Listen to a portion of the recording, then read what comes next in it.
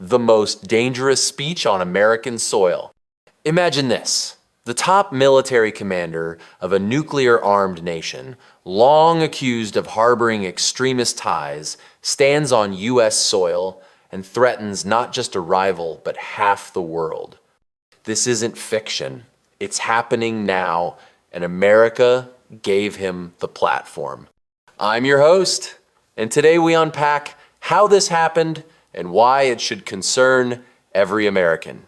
Who is this man in America's backyard? Asim Munir, now Field Marshal of Pakistan's Army, is the only living five-star general and the first to simultaneously head both ISI and military intelligence. In June 2025, Munir made history. He was invited to a private White House luncheon with President Trump, bypassing Pakistan's elected leadership.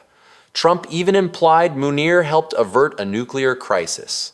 The lunch was arranged by Sajid Tarar, a Pakistani-American GOP insider, showing how diaspora politics can shape geopolitics.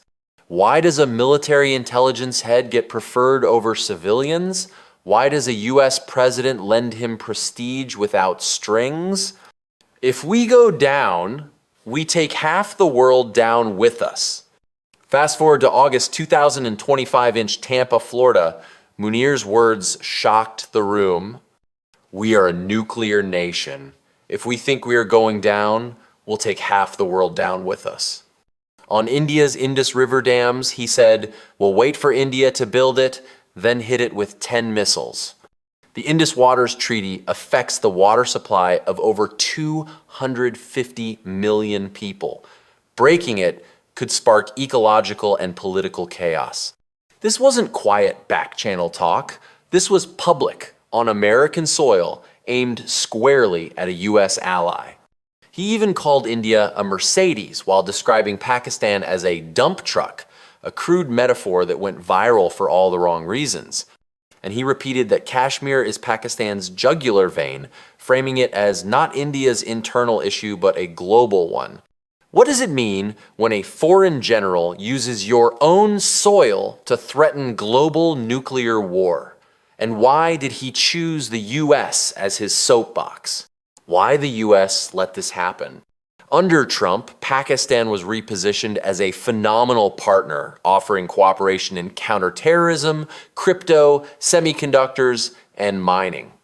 Trade friction and divergent positions on Russia-strained US-India ties, making Munir's visit a political signal toward Islamabad.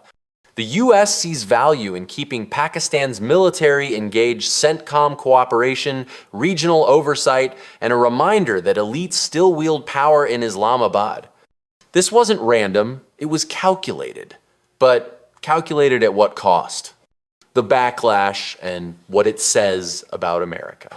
India labeled Munir's remarks nuclear saber-rattling and called Pakistan an irresponsible nuclear state. Indian officials denounced threats from American soil, warning such rhetoric undermines regional stability. Allowing this kind of antagonistic speech from a controversial foreign general risks endorsing extremism and eroding US moral standing. Social media lit up with mockery. The only truth is that India is the Mercedes, the rest is delusion. Another user wrote, Field Marshal admitted they are pathetic. What Americans should take away? The US must walk a fine line. Engaging figures like Munir risks legitimizing them, but ignoring them may be equally dangerous. Platforms matter. When threats are delivered from American soil with official hospitality, they carry extra weight. Nuclear threats from foreign leaders demand scrutiny because in global politics, optics often shape reality. Let me leave you with this. Legitimacy and power are never given, they're taken. Today, a man with a history of repression, extremist ties, and regional brinkmanship found both in America. That's not just diplomacy, that's a reflection. Take a moment, what does it say about us?